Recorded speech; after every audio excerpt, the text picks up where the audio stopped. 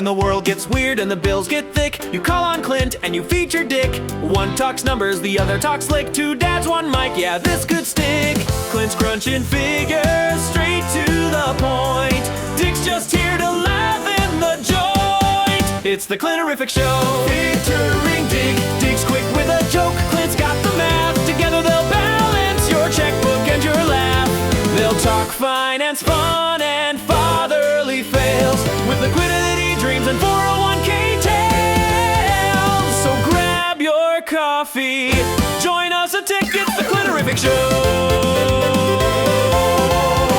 featuring Dick. Boom goes the dynamite. Welcome back That's to what she the said. Clinterific Show, featuring Hey, Dick. this guy.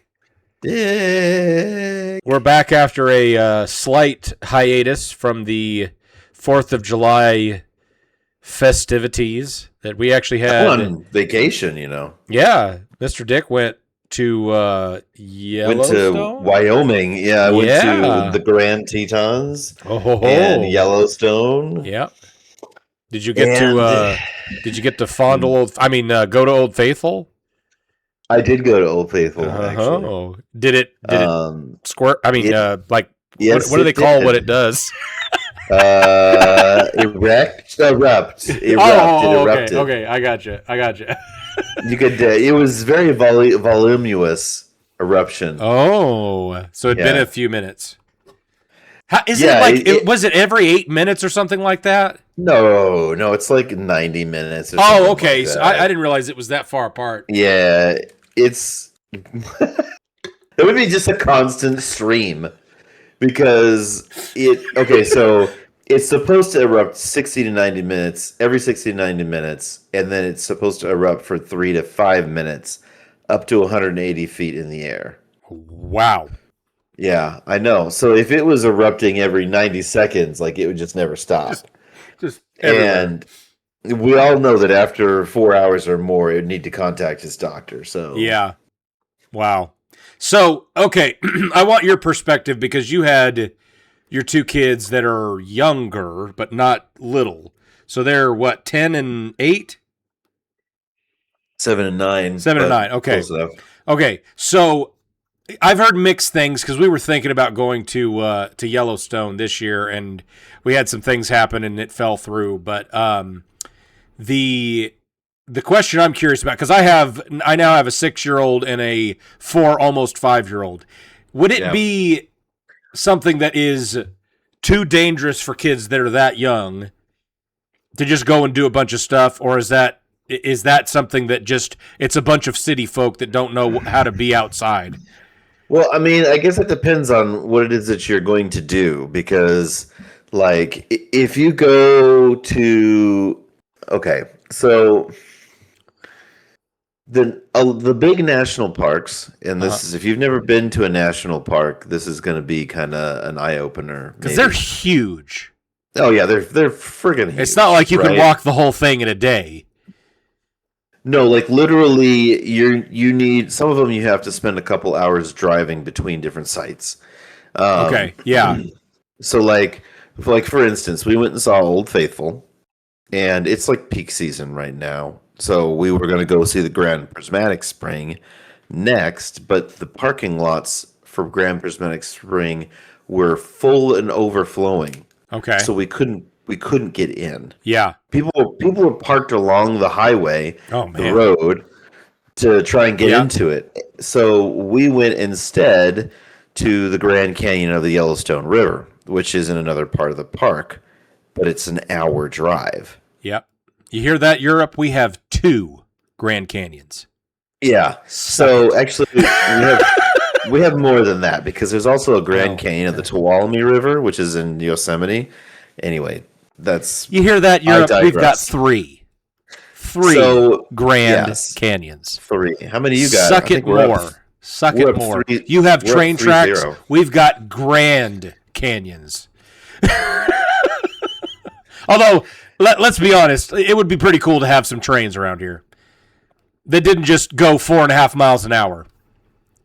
Dude, you gotta get out more. I rode a train a few summers ago, we rode the train from San Francisco out here that goes the California Zephyr goes from San Francisco to Chicago, and it takes about 3.5 days.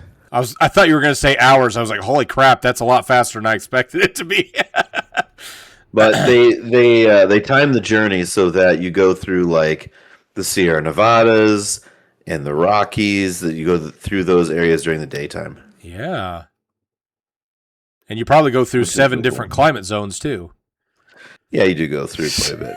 And yeah, it does stop a bit, and it's not, honestly though, like from where we were living at the time, it wouldn't have taken much longer for us to drive.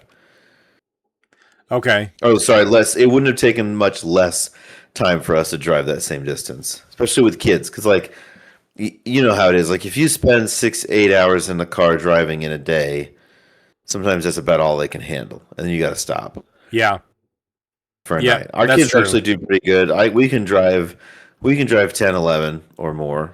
Yeah. But still, that's still pushing it. That's a long day. That's pushing it for me. Like, you know, I could do that, you know, probably 12 to 15 hours in one day, and I better be out of the car the next day because I'm done at that point.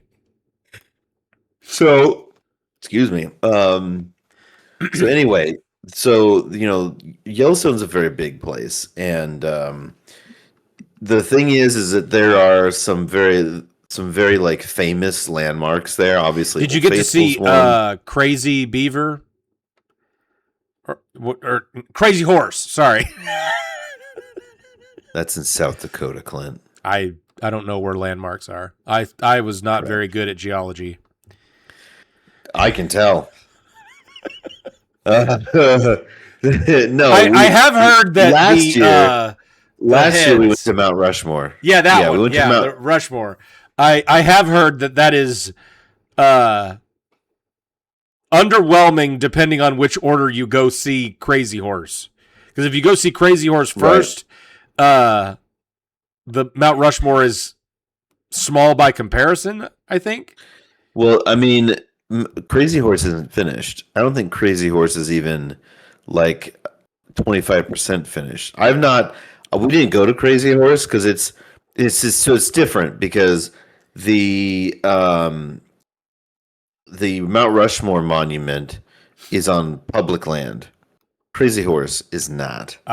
Crazy Horse is on reservation land, and they pay for it with that casino money. Hashtag craps. They are not paying for it. They're not paying for it very quick because they have been building it for the last. Listen, we're not going to waste all of our casino 50 money. years, right? I think a lot of it's going to firewater. Yeah. Anyway, they're only they've got to make sure that they're keeping $100 million a year of profit. That's important. Yeah. Hashtag go big or go home. Yeah. Anyway, so we went to Wyoming, right? Okay, Wyoming. We didn't go. So no Dakotas. No, none of the. No, that was last year's trip. Okay.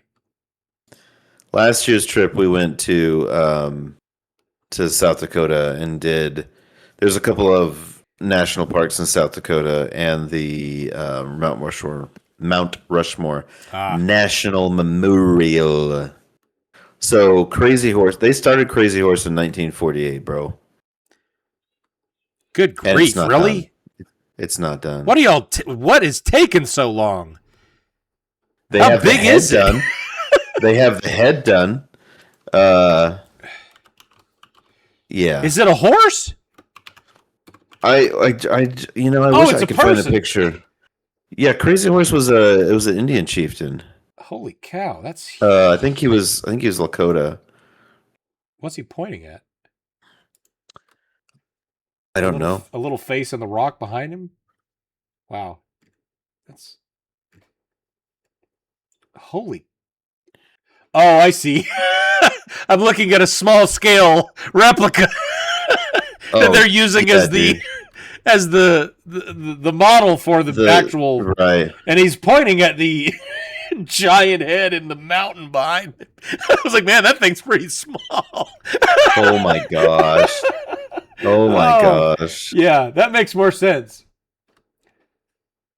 Yeah, dude, it's Oh, okay. Well, at least they have a reason for it taking 70 years. What reason is that? It's marginally big. I think the other reason is that there's a lot of people that oppose the building of it and that it desecrates the sacred mountain. Okay, but they're Native Americans, so they can desecrate all they want. I'm not gonna go there. Not gonna go there. Oh man. Yeah. I'm like 1/8 or something Blackfoot. So I can talk about my people. I don't know if they're my people, but some of them. No, they're Lakota. That's different. Yeah, that's definitely not the people. I think my people hated their people. On both sides of my tree. Yeah, probably. But anyway, we had a really great trip and saw lots of cool stuff.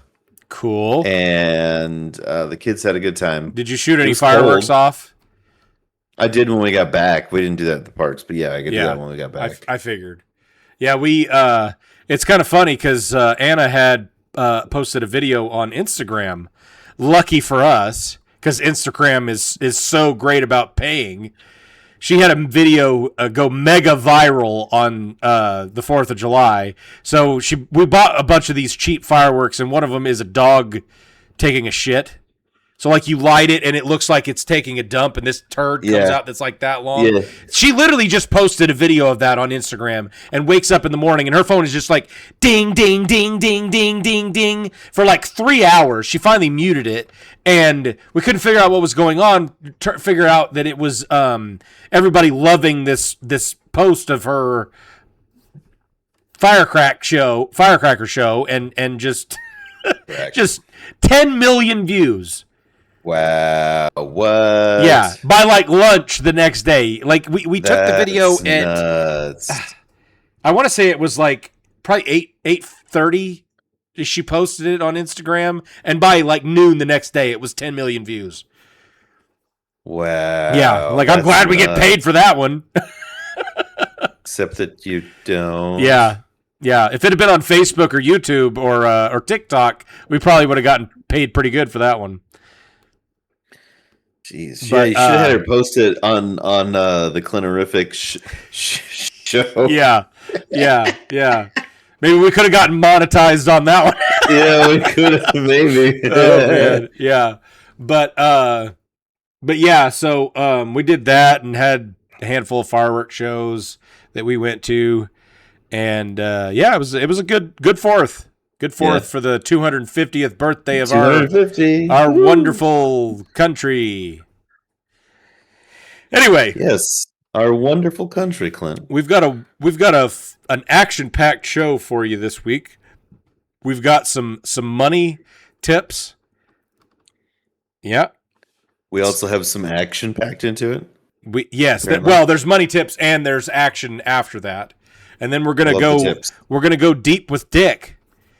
So the real deep. Sorry. Some might even say balls deep. Oh, that's the best kind. So I have 5 tips that can make everybody's 250th birthday in America a better financial success. So I'm going to list all 5 of them, and then we're gonna go and discuss them a little bit more after I give everybody the full list. So if you want to have financial freedom like you've never seen, this is the way to do it.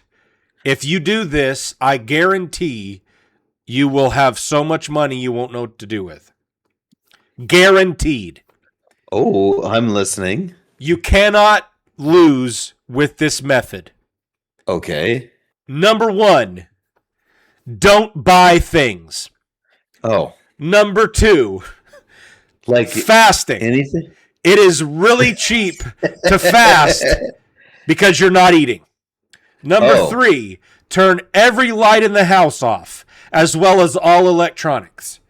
Number 4, stop going places. And number 5, cancel all subscriptions. If you do those 5 things, I guarantee you will be financially set. So, let's dive into these, shall we? Oh my god. Don't buy things. Every purchase you avoid is technically a 100% discount. Don't let your wife fool you into thinking that you're saving 20% when you're saving 100%. Yes, why save 20% when you can save 100%? All percent.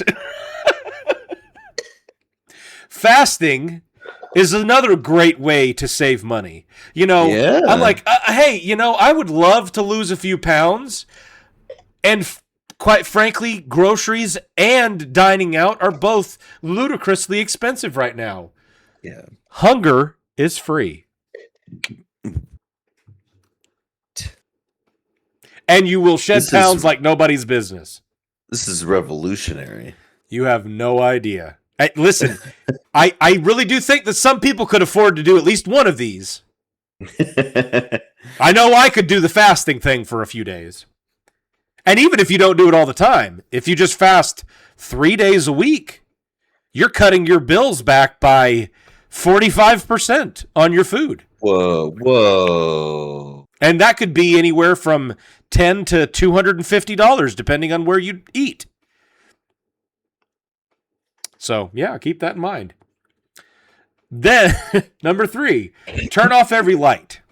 Now, let's not go crazy and limit this to only utilities like electricity. Ooh, don't take showers. Point. Don't use the toilet. If you do, use water that you've already used for something else. If you've got a shower, shower in the toilet.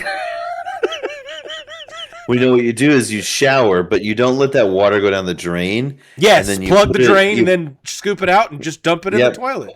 Yeah. Dump it in the toilet. Yep. Yeah, absolutely. And it'll flush. That's a lot of people don't know this, but you dump enough water in the toilet, it'll flush automatically. This is the one that I think I would definitely have the easiest time doing, which is stop going places. So, everybody knows every time you get at the gas pump, gas is between $2 and $90 a gallon right now. Staying home? Free. Yeah. Well, no, it's not. Well, unless you've got your lights turned off. Well, that's true. Yeah. And your water turned off and your gas turned off. But still, like, you know, stop going places. Yeah. At the very least, stop going so many places. Stop. Let's cut down 75% of places. Yeah, stop. Then you can cancel all your subscriptions. Most people have between $75 and $150 a month that they're paying on subscriptions. And this one actually, it really is a legitimately good tip. Like, cut down on your subscriptions. One of the biggest things that I've seen has started making a difference in some people's budgets is to do what's called subscription cycling. And this actually is legitimate. I know that these are all slightly joking and in jest, but doing subscription cycling. So what you do is you pick Netflix, for example, and you say, okay, I'm going to only pay for Netflix right now, and I'm going to watch whatever they have on Netflix. After I finish watching all of the shows that I want to watch on Netflix, I cut off that subscription and I move to the next one. And so then you're going to do, Hulu and Disney and ESPN. Then you can watch all that. Once you get done with that, you switch to HBO or Paramount or whatever else.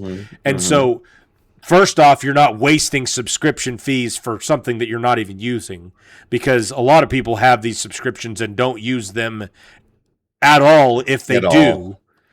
And so having such a large amount of subscription services dwindle down to one, you're going to save a significant amount of money. So, But the coolest That's part. true. I don't like. Gosh, you can't watch all of them. So Oh what's yeah, the no, point? there's so much entertainment that you have available to you, and you can't watch it all. Oh So yeah, just pick a the show and problem watch is, one show or movie or right. whatever. So much of it now is it's just gotten worse too. Like, Oh yeah, I know we've talked about this, so I won't beleaguer the point that much.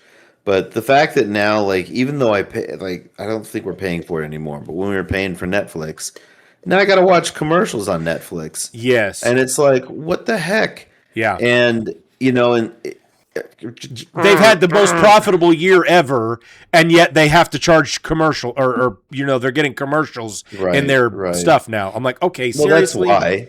Yeah, That's why, because people are paying subscriptions and people are paying for advertising spots. yeah, Whereas, like, that was one of the ways we got away from advertisements. I didn't want yeah. to have to watch advertisements, which is why you pay for the the subscription service, the streaming service. Mm-hmm. And so it's like, well, if they're gonna make me watch ads anyway, I might as well just watch everything watch whatever I want on YouTube instead. At least I'm not Yeah. paying for that. Exactly. Yeah, And exactly. if I do pay for it, then I don't have to watch ads. Right. Yeah. No, I definitely agree there. And I think a lot of these habits of some of these corporations that are doing this stuff are I don't know, but my speculation is that these are old habits die hard. Well, how are people going to know to buy stuff from us if they don't know we exist? Well, I'm going to use Google or ChatGPT or Gemini or whatever AI to find what I'm looking for. So you forcing an ad down my throat is the best way to get me to not want to buy your product ever. Right. I can't tell you the last time. And I will say this.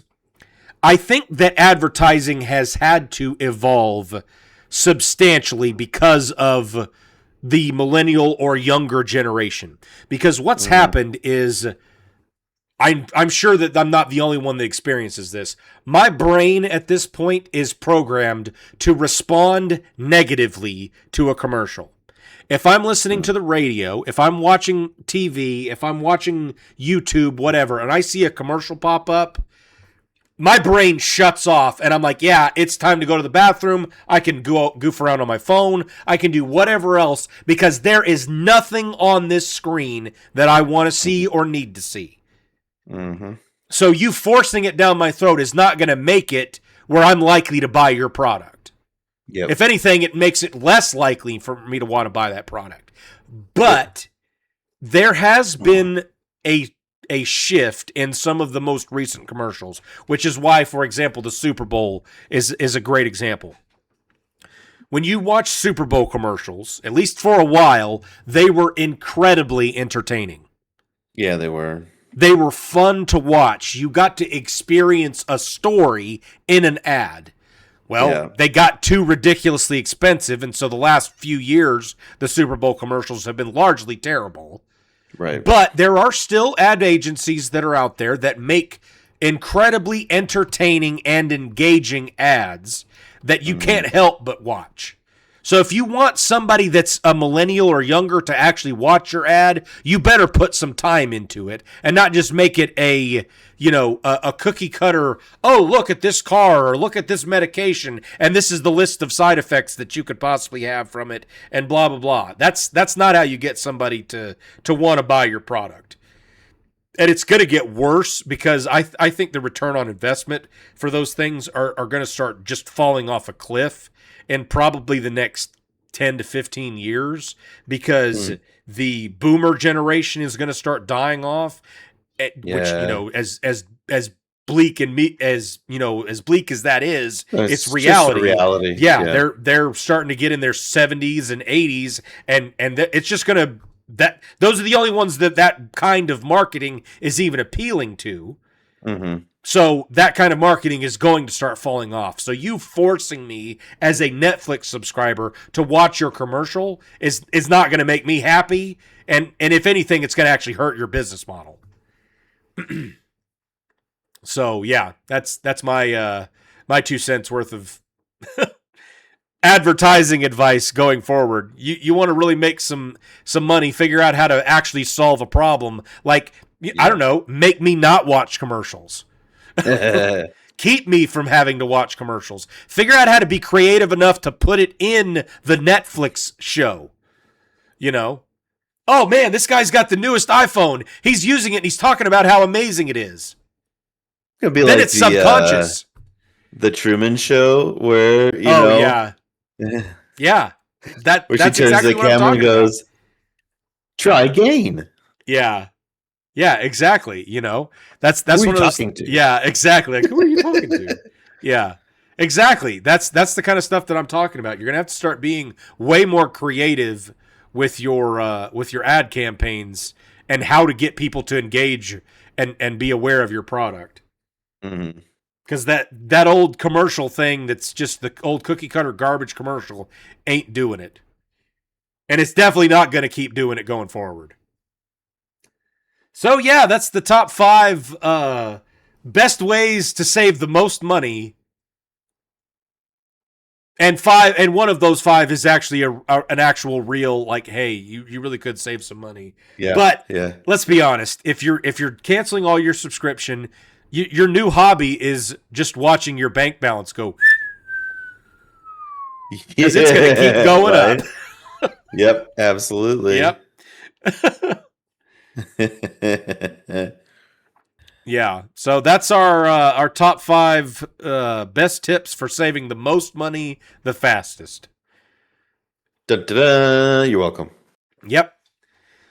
Which brings me to my next point, which is kind of interesting, and it's a good segue since we've been talking about it. So, one of the things I've been having a hard time with from a subscription perspective recently is the quality of the product that I'm getting when I pay a subscription. So, for example, I'm going to use Netflix. There's been a while where I felt like I have not really gotten the biggest bang for my buck from a content perspective, because there's so much stuff on Netflix anymore that I've just not really cared to watch it, or it's just not been something that, you know, motivated me enough to turn on Netflix. But interestingly enough, I've actually had a few shows in the last year or less that actually have kind of been way more entertaining and intriguing than I thought they would be. So Netflix, you know, there was about a 5-year stretch where it was just like, okay, everything I want to watch on Netflix is not on there anymore. The Office is no longer on there because they moved over to Peacock, or you know, oh gosh, yeah, you know, there's the some of the Marvel movies that used to be on there, all of their licenses expired, and they're all on the Disney platform and all this other stuff. And so after having, you know, lived through the last 5 years of in my opinion, a drought of any kind of reasonably quality content, I just kind of got sick of it and stopped watching stuff on Netflix. But I have been pretty pleasantly surprised in the last about year with some of the stuff that's come out. So there was a new TV or limited series called I Will Find You. It's got the guy from what's that movie? Avatar.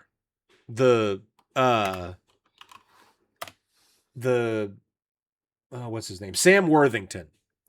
Oh, he's the guy that plays the paraplegic in Avatar that becomes the Jake Sully, I think is his name in the Avatar series. Anyway, so the premise of this limited series is that the main character, David, who is played by Sam Worthington, he has been in prison for 5 years for the murder of his 4-year-old son.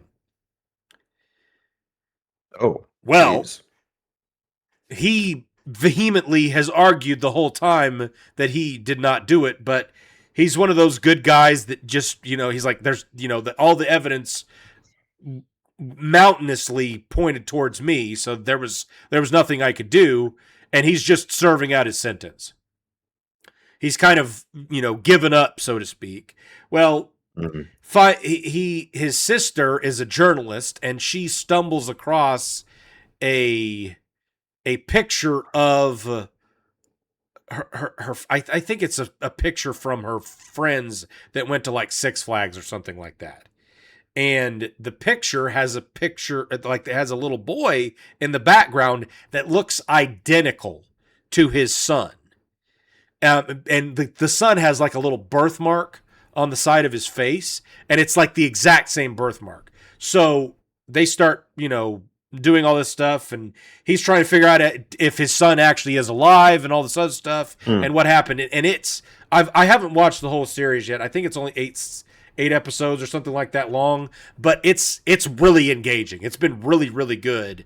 And kind of surprising how well it's turned out, because there's been a lot of those incredibly predictable shows that have come out. It's like, oh yeah, that was obvious to see who the killer was or who's the guy or whatever.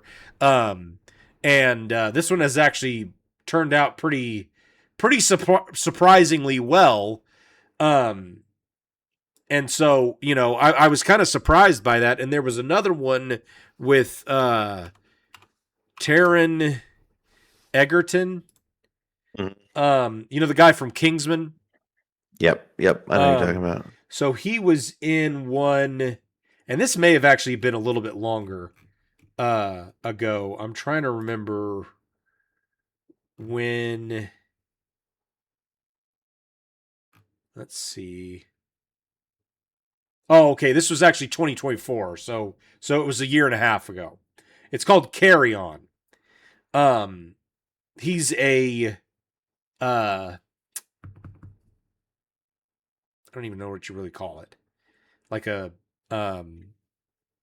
what is it? TFA, TSA agent that works at like airport security. Oh, okay, yeah. Yeah, so he's a TSA agent, and he gets approached by this guy who's trying to move something illegal onto a plane, and he basically gets threatened that if you don't do this, something terrible is going to happen, and so this is him trying to stop what the terrible thing from happening, and it was actually pretty good too. So it's one of those the closest any TSA officers ever come to actually thwarting any kind of exactly criminal activity. Exactly, yeah. So, but it was pretty entertaining. But yeah. So one of the things that it's kind of fascinating to me is it's weird that the price of these subscription models keeps going up, but the quality of the production does not seem to be matching. It's either stagnated or it's falling off a cliff. And so I'm curious, what are your thoughts on, like, what's the last show that you've watched or movie that you've watched that's been produced by these subscription services, not by like, mainstream movie studios, but like, a Netflix original or Amazon original or whatever? What's the highest quality that you've seen in the last few years?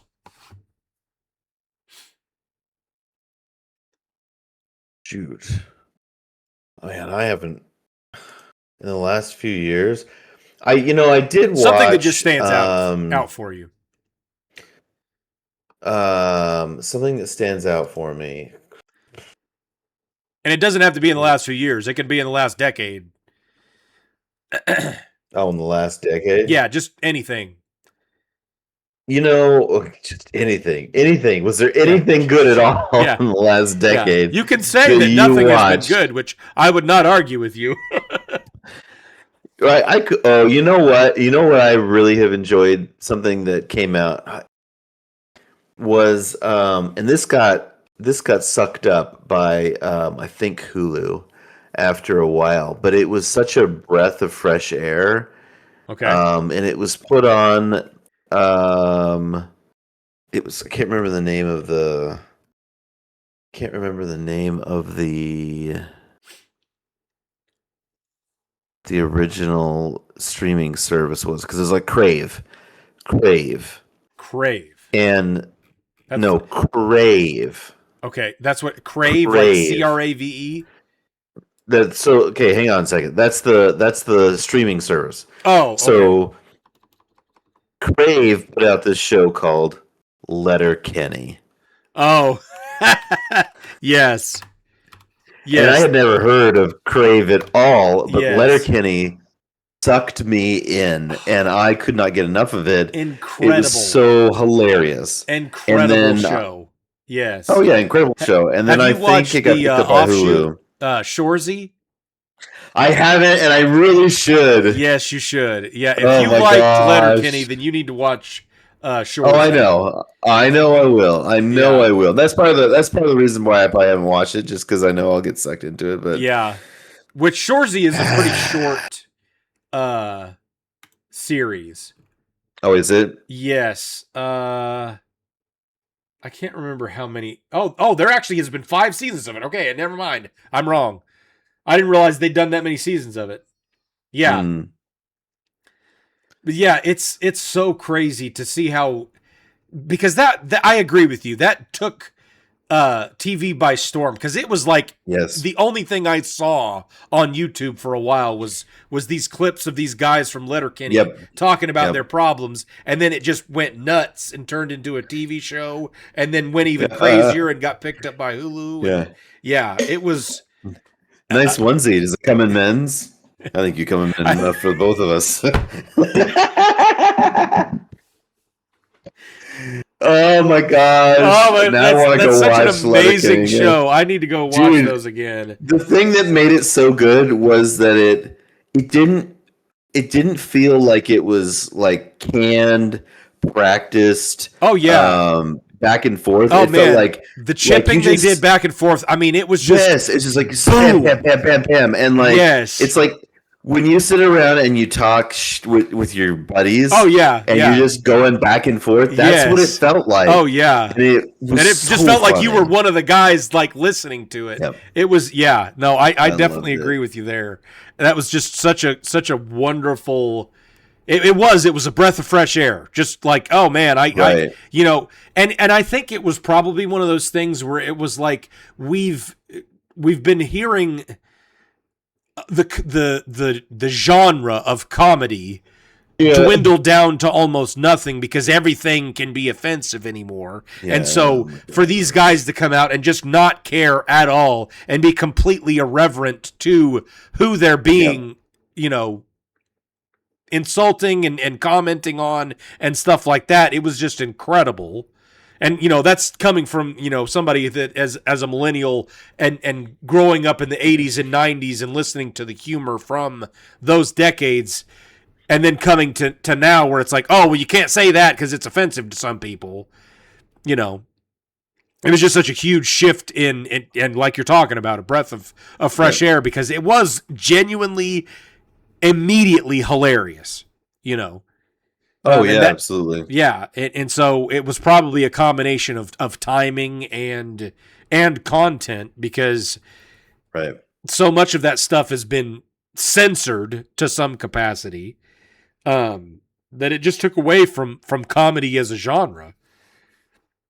Now I'm glad that it's kind of swinging away from 10 years. Yeah. In the last 10 years, that Letterkenny, I think, is probably the one show that pulled me more than anything else. I mean, there have been some other pretty good shows. I would even say, like, The Mandalorian was kind of a breath of fresh air. I have not caught up on that. I watched the first 2 seasons, I think. Yeah, it tapered off, if you ask me. When they started doing more with Bo-Katan, which, don't get me wrong, I like the actress who plays her. What's her name? I can't remember her name now. But I didn't feel like that was written as well. I haven't seen the movie yet, and I've been told that it's I've heard it's on the upper end of Like, it actually had some potential to be entertaining. And that's the thing. Like I've always been a huge Star Wars fan. So having come, like, I grew up watching 4, 5, and 6. Like, those are some of my Empire Strikes Back is top 3 favorite films of all time for me. And so to go from that to, I liked the prequels. I thought the prequel trilogy was actually pretty good. I was not one of those ones who was like, oh, Jar Jar Binks just ruined the Star Wars saga and took away from it and all this other stuff. He was a goofy character. He was the comic relief, but I still like the Phantom Menace has, I would argue, at least the second best lightsaber duel in all of lightsaber duels. Oh yeah, the lightsaber duels in the prequel trilogy are really great. I think incredible. Yeah, especially now looking back at them, like the work that Hayden Christensen and Ewan McGregor did was fantastic. Yeah, like just I legitimately awesome. believe that if you handed them a lightsaber right now, they could still do that. Like, because they did it especially for Revenge of the Sith. They did the choreography and practicing and training to such an extreme level that there was, if you're moving that fast, you can't think. It's reaction. It's just instantaneous movement, and you're already into the next motion as you're finishing the previous one. And I tell you, actually, I don't know if this is a hot take or not. But I enjoyed some of the lightsaber work in Ahsoka. Actually, I did. Actually, it was some of the best we've seen in decades, for sure. Yeah. So, what I really liked was Ray Stevenson's style of what was his character's name? Where is it? I'm looking at the casting list. Hayden. Baylan Skoll? Yeah, Baylan Skoll. Okay. His style, like, it was, I've always felt like, so Jedi are kind of an analog to like samurai in a lot of ways. Yeah. But Baylan Skoll was like a medieval knight with a lightsaber. Okay, yeah. So like a different style. Like it was very different style. Still valid, but just a different style than the traditional the lightsaber fighting. Right. And if you go back and watch his scenes, especially when he's fighting Ahsoka, like just kind of the way he's almost like an unstoppable force. Okay. I love the way, like, because a lot of it is very, and rightly so, a lot of it's very acrobatic. A lot of the other lightsaber fights, and they're all bouncing around. Oh, and yeah. Skull's like, I'm coming after you. You can bring it. Yeah. But I'm coming, and I'm not gonna stop. Yes. It's not like a super fast thing, but it is an inevitable. He is a lot big more rock like a Vader style in Empire Strikes Back, because there was not a lot of flourishes and stuff like that back in Empire Strikes Back and Jedi. Now, whether that's probably arguably because of the lack of technology that was available at that time. So, and just the industry as far as for action movies, and it wasn't an action movie, right? Like they weren't really action movies at that point, right? So the ideas and the standards behind how to do those kinds of things is much different now. Oh yeah, and it evolved as it needed to. Right. Especially in the prequel trilogy. But that was one of the things that just was so frustrating about the sequels is it was such a disjointed story, and the things that made you love. Wait, what sequels? What are you talking about? Yeah. Yeah, I don't. There's only been 6. Yes, I'm not going to argue with you there because I would like to only believe that there was actually 6. But hear me out. I think. And maybe this is a hot take, maybe it's not. I don't know. I think that The Force Awakens was a solid Star Wars movie. As a setup, I think it laid out some groundwork that could have been capitalized on way better in the second and third of that trilogy. Instead of having Rian Johnson just go in and take a big steaming dump all over what was set up in the previous film. Because that's the piece that I had the hardest time with. It came across like what he did was come in and say, you know what? I'm not happy that I didn't get the first film, and I don't have a contract for the third film, so I'm going to take what they did in the first film, and I'm going to subvert expectations for the sake of subverting expectations, and just throw all of it out the window. I hated everything about the original trilogy. I didn't like the prequel trilogy. I'm going to throw all of that out, and I don't care about it at all, and I'm going to do my own thing, and I'm going to have Kylo Ren be picking up where Vader left off, which was killing the Emperor. Except for he's like, oh, I'm going to etch-a-sketch that whole thing. I'm going to get rid of all that. I'm just like, what is going on here? Why in the world would you throw away all that setup? And so, like, Rey as a character, she had potential to be way better than she ended up being. But, like, what was the nail in the coffin for me was the throne room sequence. Yeah.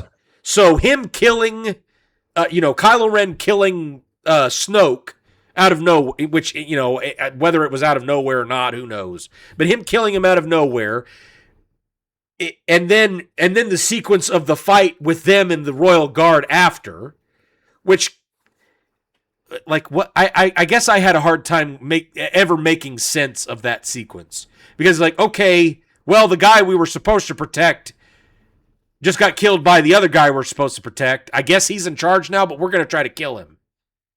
Like, what was the thought process there behind that whole scene? And then, I don't know if you've seen this, but I found a video that was talking about the fight sequence that transpires after Snoke dies. It is hilarious, because the guy's like a professional sword choreographer, and he's talking about how horrible that whole fight was.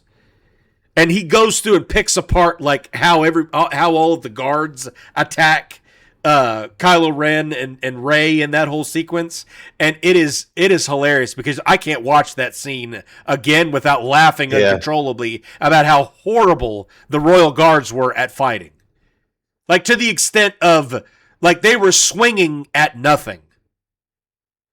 It was incredibly comical. Yeah, it was plot is what it was. Yeah, and it was horrible plot, just to be abundantly clear.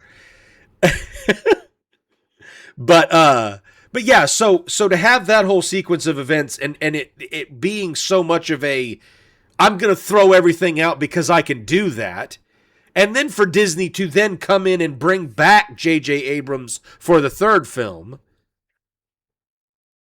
and try to etch-a-sketch what was done in the previous one, and then bring back the Emperor?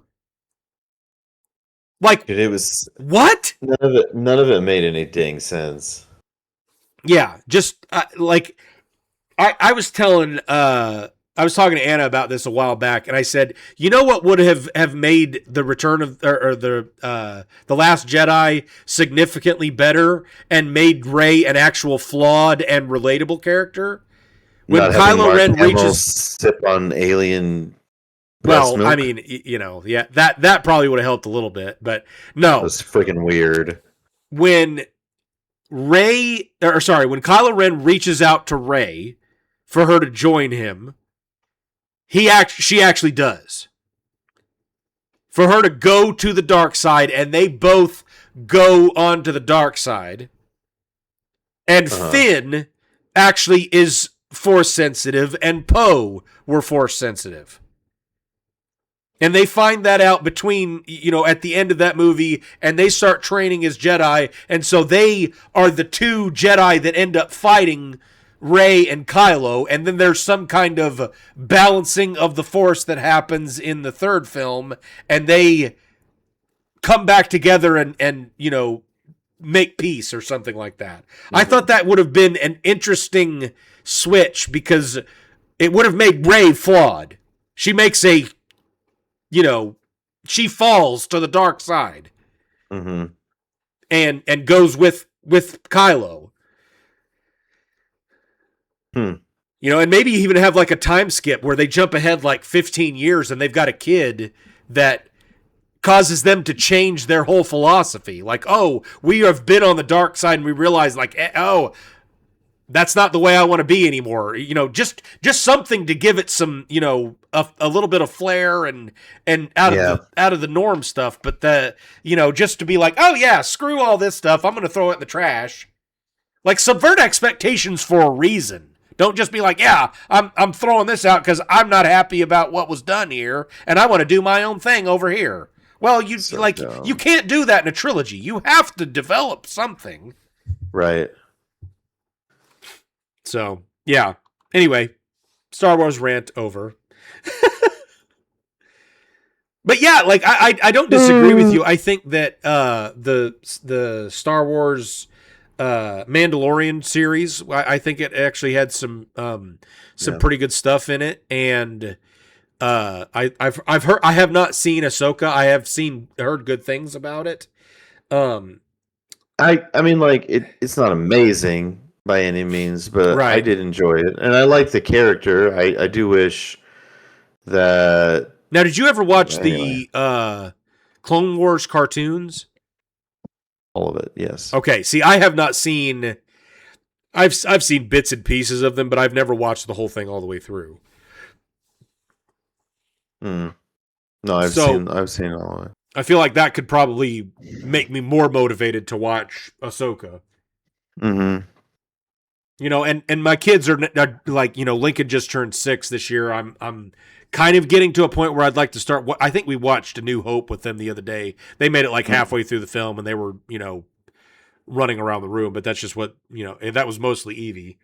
But they're just not quite at the point of sitting through an entire movie all the way through, right? But yeah, I completely agree with you. I think that there's been a handful of shows like that did have a lot of potential, and it kind of fizzled out. It's like so often what's weird with TV shows that they start a story and they don't know how to finish it. Or they don't have an ending in mind. It's like, okay, what are we doing here? We're going to write a story that gets people to watch every week or, watch the whole series all the way through or whatever. And then as soon as it gets to a point where like, okay, yeah, they don't want to watch this anymore. We got to force an ending. That's not good storytelling. You have to create a story with a story to tell. I will say, I think that yes, they definitely, there's definitely something messed up with storytelling in a lot of, yeah. Yep. Yeah. Do better, Disney and Netflix and Hulu freaking and better, Amazon and all that crap. I actually, now that I say that, I have seen 2 movies from Amazon. So I don't know if you know this. MGM was bought out by Amazon. Mm-hmm. So I believe we talked about this before. Did we? Okay. So I watched. I believe I talked to you a little bit about Project Hail Mary. That was an excellent movie. Great. I loved that movie. It was probably the best movie I've seen in 10, maybe 15 years. But the other one that we watched, it was also a MGM Amazon movie. What was that? Mercy? I think is what it's called. Yes, it's called Mercy. So it's got Chris Pratt in it. Mm-hmm. And the premise of the movie is he is a cop who creates or helps design an AI judge, jury, executioner. Oh, I have seen I have seen. Like a trailer or whatever? I think I did, and it reminded me a lot of Minority Report. It has a lot of a similar feel to Minority Report. The interesting part about it is the curve, or the turn at the end is quite a bit different than Minority Report from what I remember. Now I'd have to go back and watch Minority Report because it's been a long time, and Tom Cruise is one of those people that I can only stomach so much of in a given year. But but yeah, so he wakes up in the machine and he's got to prove his innocence, and you only get 90 minutes. And if you haven't proven your innocence beyond a certain percentage, then you die right there. And so, yeah, it's an interesting, it was an interesting movie, and it actually turned out significantly better than I thought it would. Which I didn't have my expectations up very high, but, it's one of those movies that, like, there's definitely a disconnect between movie critics and audiences. Because I see ratings for stuff like this all the time where it's incredibly obvious that the critics are like, yeah, I hate this kind of movie because it doesn't talk about this, and this. And it's not preaching and blah, blah, blah. And then you watch the audience score. Rotten Tomatoes is actually a funny thing to watch because the critics are like, oh, yeah, this was terrible. And the audience was like, yeah, this was amazing. This was entertaining and it was fun to watch. And I want to watch it again and all this other stuff. So I don't understand why the critics have gotten to a point now where they don't care at all what, like if I'm going to make a recommendation to somebody, it'd be a recommendation based on the fact that I think most people would like that thing. Not, oh, well, I didn't care for this because it didn't talk about the subject matter that I wanted it to talk about. Right. It didn't have the message. Yeah. Whatever the message is. Right. Yeah. But I was pleasantly surprised with that movie as well. Which I like Chris Pratt. I think he's pretty good. Not necessarily like the greatest actor of all time, but I was surprised. This was one of the first movies I've ever seen him in where he actually did, to me, feel like he showed a little bit of acting chops. Like more than just like, oh yeah, he's the goofy, lighthearted Andy Dwyer from, Parks and Recreation. Like he actually did. I felt like he showed some range in his acting capabilities and stuff like that in this one. So it was definitely worth a watch, and I think it's free on Amazon Prime. So if you have Prime, just watch it. But yeah. So I was going to. Ask you about something else, and I'm having a brain fart as to what that was. Oh, that was what it was. Okay, so me and Mr. Jordan were talking at lunch last week, and I had a funny idea because we were talking about how's the old tool doing? He's doing great. Yeah. No, he actually just finished up a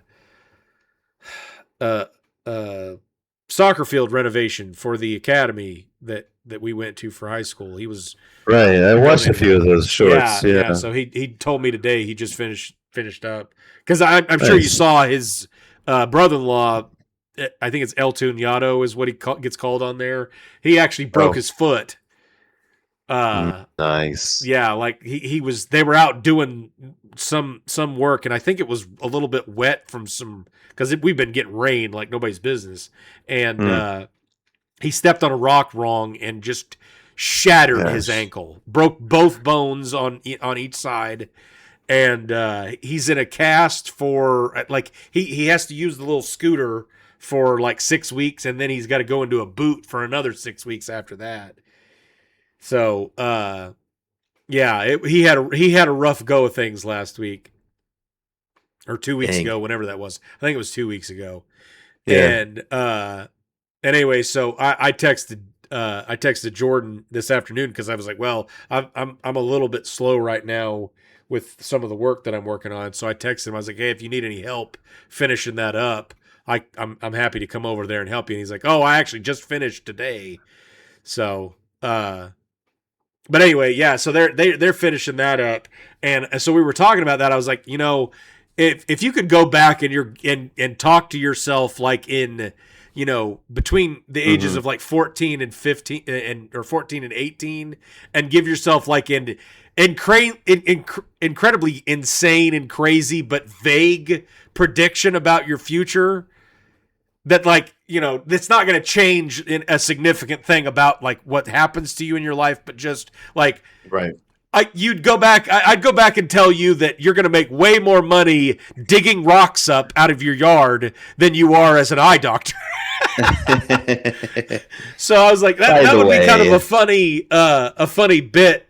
If you could go back and give yourself a incredibly vague and strange prediction to your younger self, what would you tell yourself? Hang on a second. I'm going to grab a bottle of water right here. Okay. What would I tell myself? Tell myself about that ass right there. Yeah, back it up.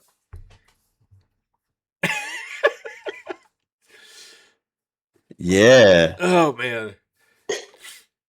Figured I'd give the audience a full body view. Oh, we got a good view. Oh yeah. Got to see the Lower East Side. Get to see all of the South Side. And how. So I'm still thinking about like what would I do? What kind of advice would I give myself that was really vague? Man. So I'm gonna go first while you're thinking about it, because I thought about this a little bit and I came up with one that was actually you kind of sprung it on me. Yeah, it's hard to do because I had to think about it for a little while, and so mine was okay. So that was what it was. You're gonna take three. It's gonna take you three swings to marry your future wife. And she's going to be really, really mean to you the second time. Just keep swinging. That's not that vague, though. Okay. All right. So considering the fact that it was over like a 12.5 year period, it actually is. Oh, jeez. I would tell myself that a jack of all trades is better than a master of one. Oh ho ho. Going for the real deep stuff. Yeah. Truer words. What are truer words? What you just said is. Oh, okay. Yeah, those are true dat. True dat, yo. I'm too old to say that. Okay. So I have been, I've talked about this a little bit, and this kind of just popped into my brain as you're saying that. I mean, okay. So, I don't know what I accidentally typed into Suno. I was goofing around with some acapella songs because I like acapella. 4-part male harmony acapella groups. Go on. Those old gospel groups and stuff like that. I like that kind of music. And I typed in, I don't even remember exactly what the prompt was, but it was something to the extent of make an acapella song with full part harmony about, actually it's right here. I've got it. Okay. This is the prompt. 4-part harmony, fully a cappella, about weathering the storm when things get tough. Okay. Make the last chorus accompanied by a large choir. Give it a level of emotional depth and strong vocals for the baritone and bass. Wow, you have very specific prompts. The better the prompt, the better the song that you get out of this thing. Okay, fair enough. So, well, typically. So, the first one that pops up. So the way that Suno works, I don't know if I've ever even told you this. Whenever you use a prompt, what you do is you type in the prompt. There's a few other things that you can type. So you can do either a simple prompt, which is basically what I just told you, or you can do a advanced where you get to pick the lyrics. You can add elements to what song. You can have it do male or female vocals, all that kind of stuff. So simple is going to generate everything, and then advanced, it's going to generate just basically what the music and the background and stuff like that, because you're providing it with the lyrics and all that stuff. So when you click generate, it will create two versions of the song with the same prompt, but it's going to be slightly different from a, what the chord and melody and harmony and all that stuff is. Interesting. So I have it do this song, and it's called Survivor.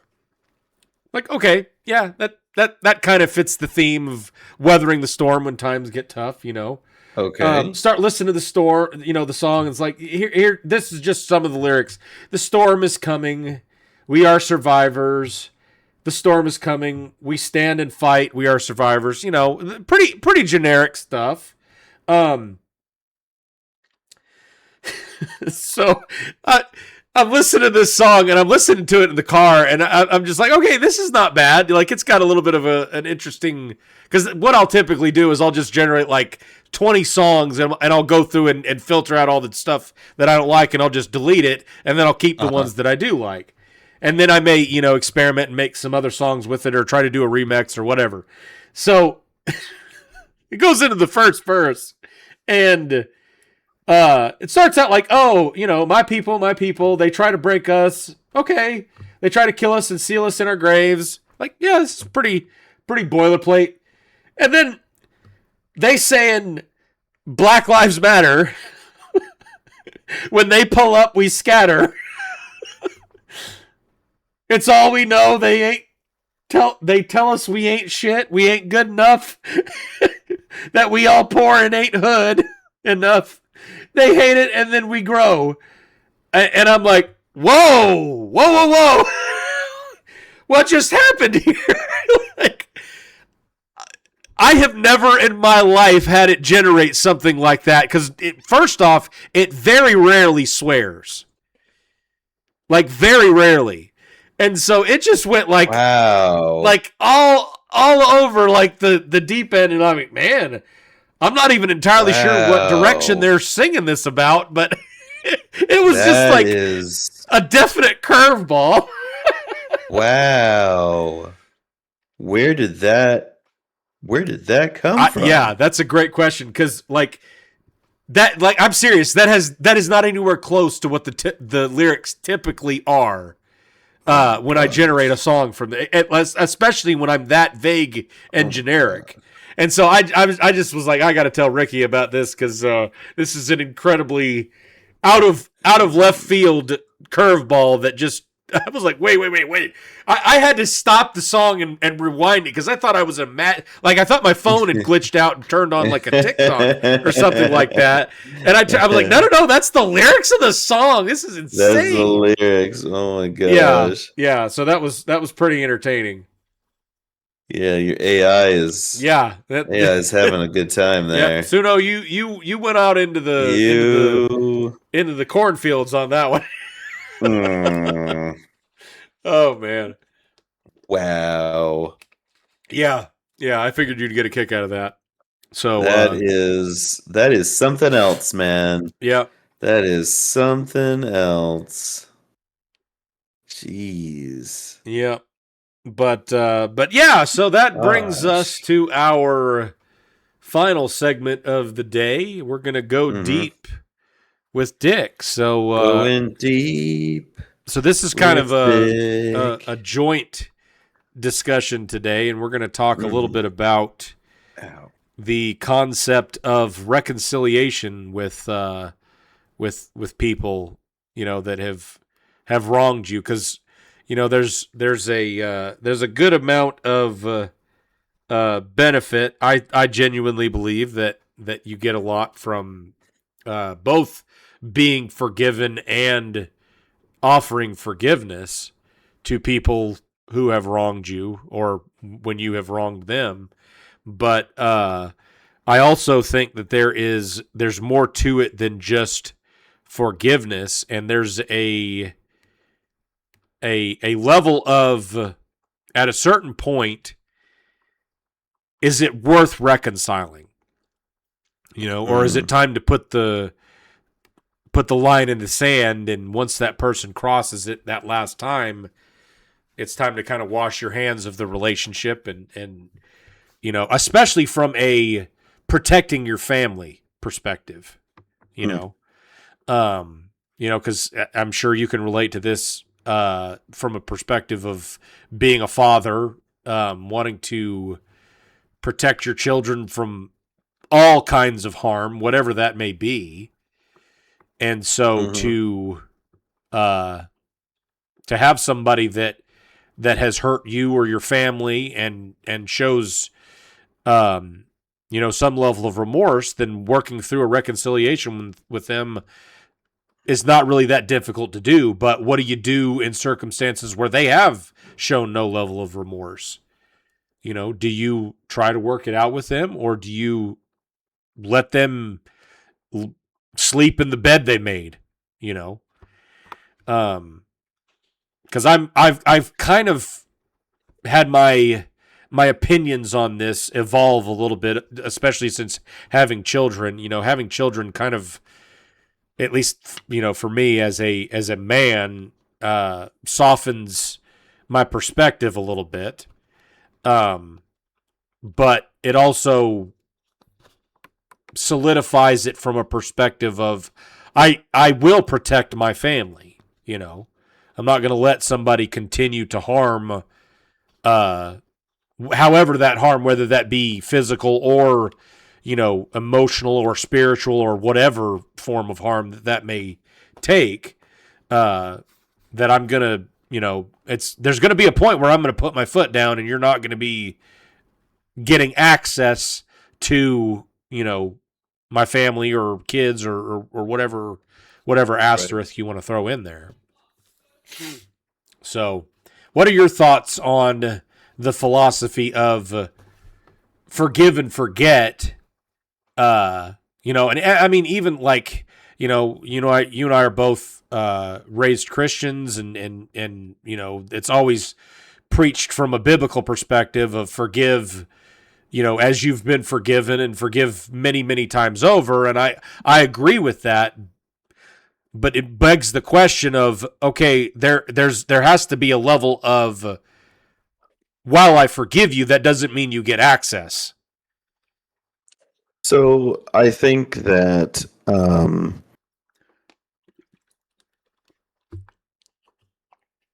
excuse me, I had a period of my life recently where I did a lot of thinking about this idea of forgiveness.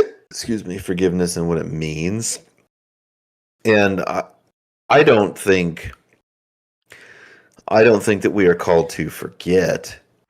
I think that that is a bit foolish to entertain the idea that once I say that I have forgiven this person, or I've forgiven the hurt that was done to me, that I will also forget it, because you're just inviting it to be done again. And I think that my understanding of what forgiveness really is changed a lot too. Because I think when a lot of people say, like, I want forgiveness, what they're actually asking for is absolution for their actions that have hurt you. Yep. And I don't think that we are access. obligated. Yeah. Right. We are not obligated to give that to anyone. Yeah. Yeah. I would agree with that. And in fact, we can't. I cannot give you absolution for your actions. That is something you got to work out with yourself and with God or whomever. Yeah. Like, that's not, you fucked up. Yeah. It's on you to unfuck yourself. Yes. It's not on me. Yeah.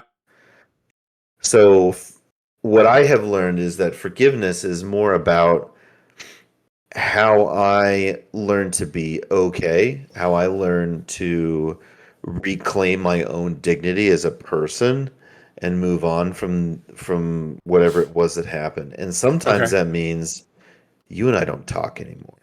Yeah. Or for a long time, or whatever that is. And I would go ahead. I was gonna say there is a great speaker, and I know as soon as I say this name, I'm gonna get giggles. But he talks about like what forgiveness really means.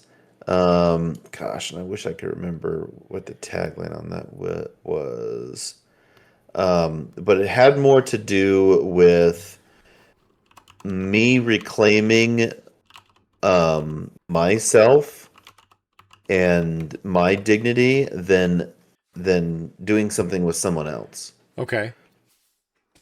So let's. I'm going to throw this out there because I always like to do this in topics like this where we're discussing something that people have a idea of the definition of a word, but that doesn't always mean the same thing as what the actual definition of that word is. So this is the definition of forgiveness. It's a conscious and voluntary decision to let go of resentment, anger, and the desire for vengeance towards somebody who has wronged you. Yeah, there you go. That's exactly it. Which is very interesting because there is nothing in that says that involves the other person. I'm letting you back. The phrase that I heard recently that I thought is a really good. I don't hate you, and I don't want you to starve, but that doesn't mean you get to eat at my table. Mm-hmm.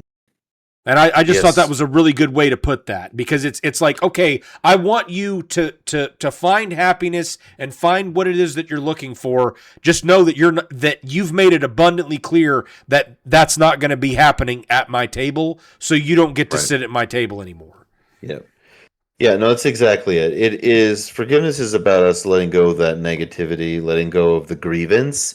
And that's one of the things that I think our culture now really struggles with because in our current society, the way we are right now, more than ever before, power is built on grievance. Yeah. Power is built on grievance. And if you forgive, aka let go of your grievance, you let go of power. Yeah. Anyway, the book I was thinking of is Forgive to Live, and it's by Dr. Dick Tibbets. Great name. It is a great name. I love it. Yeah. You'll never forget it. Yeah. Dick Tibbets. Tibbits. Yeah, interesting. Yeah. No, it's really great. And that was like where I started to learn more about this idea of forgiveness is not about me absolving the other person. It's not about me wiping their slate clean. It is about what do I do for myself? Yes. Well, and that's actually an interesting point because I was actually going to add this because this is continuing on with the definition. This is the AI response. So take that for whatever it's worth. But it says, while it is a powerful tool for your own well-being, it is often misunderstood. Experts point out that forgiveness is distinctly not the following three things. Number one, forgetting. Forgiveness does not erase your memory of the event. Number two, forgiveness is not condoning or excusing. It does not justify the wrongdoer's behavior or suggest that what they did was acceptable. It is just saying, I am not holding any ill will or resentment towards you for said behavior. And number 3, it does not force reconciliation. It does not obligate you to stay in a relationship or trust that person again. So forgiving, like let's say for the sake of an extreme example, if a man kills my wife because he was drunk and he hits her in a car and she dies, I can forgive him. That doesn't mean I'm going to go be his best friend. That doesn't mean that he should not have to suffer the consequences of his actions because he chose to drive drunk. He chose to, by his actions, take somebody else's life. And so the consequences of those actions are that he's going to have to, go to prison for involuntary manslaughter or whatever the circumstances were. And that, so me letting go of the anger and resentment towards him does not mean that the consequences he's going to experience just get wiped clean. I can forgive him. Absolutely. That doesn't mean that he does not have a debt that he has to pay. Right. So I just thought that was very interesting that, as you were saying, that this is the 3 very clear things that forgiveness is not. Yep. So it's not forgetting, it's not condoning, and it's not reconciling. Those are not the same thing, and that is interesting to me. Yeah, those are different things. Forgiveness is how we let go of negativity and let toxicity not fester in our own hearts and minds. And it has nothing to do with.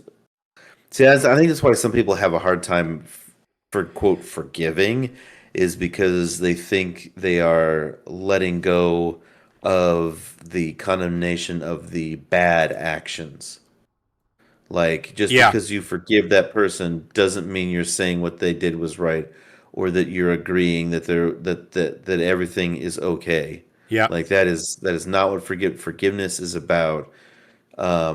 You personally reclaiming your peace, your dignity, your value, and being able to move on with your life. Because one of the things that's really that I think traps people is when they misunderstand what forgiveness is about. They are stuck with that baggage of what happened. They don't have to be. Yeah. When you can forgive and let go and reclaim yourself again, then you can continue living life without that hanging over you anymore. That anger,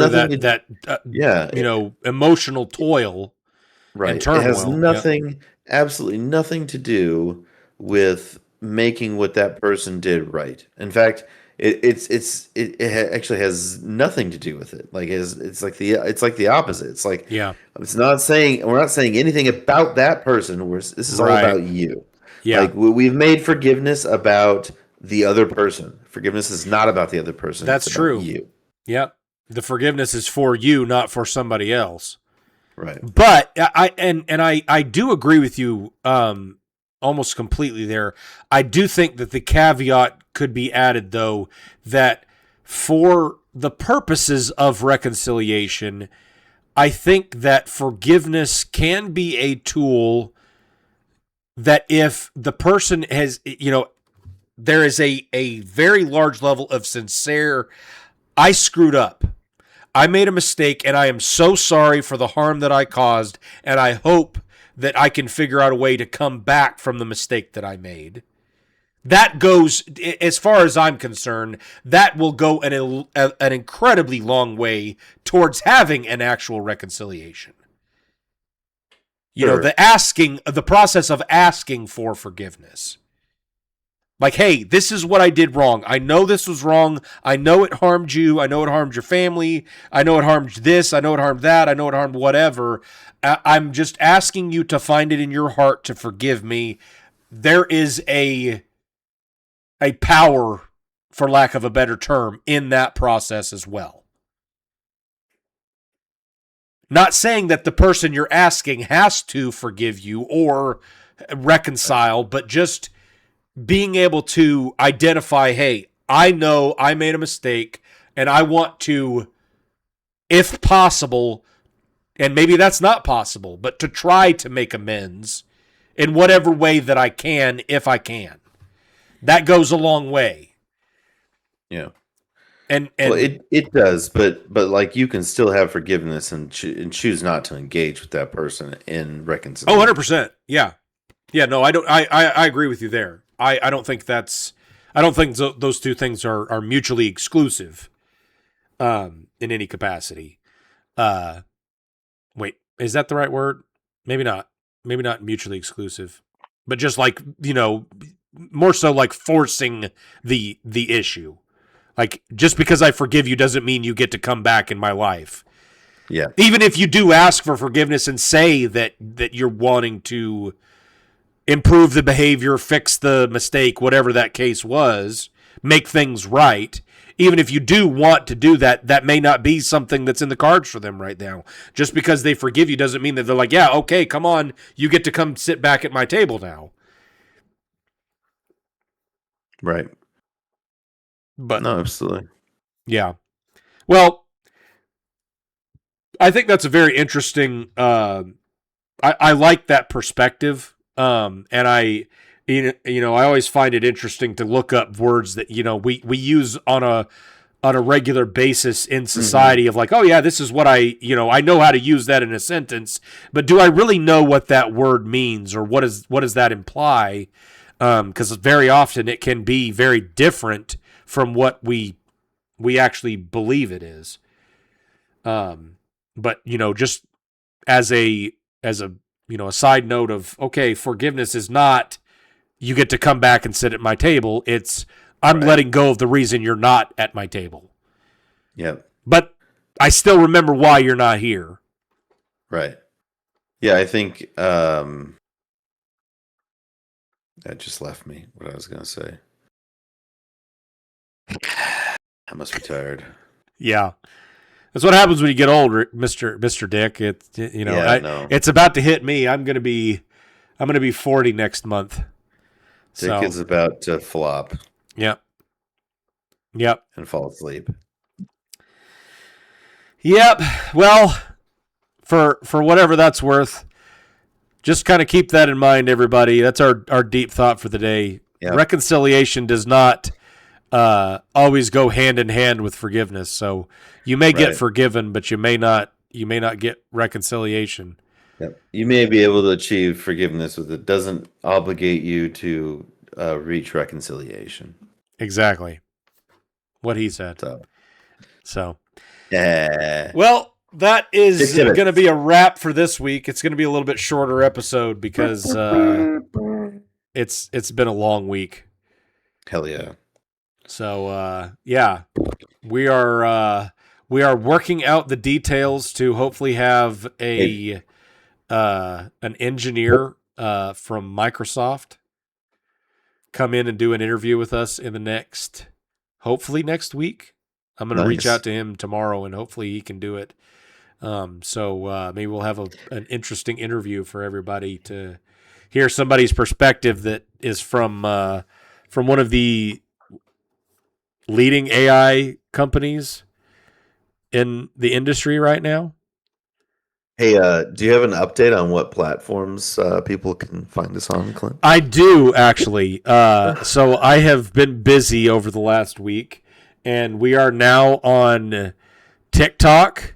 I'm working on getting some stuff uploaded on Rumble as well. I'm going to try to get all of our podcasts and everything uploaded on Rumble, as well as Facebook. You can find our Facebook page. I'll have to look up the link, but if you've made it this far, it's down below that subscribe button that you probably haven't clicked either. So go down there and fondle our subscribe button and the like button and throw a comment down there. Even if it's just a bunch of hate-riddled mess, engagement is engagement. So engagement is engagement. It's true. Yeah. But I did start doing push-ups for getting ready for the number of subscribers that we have. So 14. I'm going to post the video tomorrow of the let's see. Did you make it through all of them? 14 subscribers that we have now. So I've got to do 14 push-ups straight. So I'm going to do 14 push-ups and I'm going to post the video tomorrow. All right. I can't wait. Yeah. So yeah, that's all we've got for this week for the Clinterific Show featuring Mr. So everybody remember, today is a day, and go out there and make it a great one. Whee!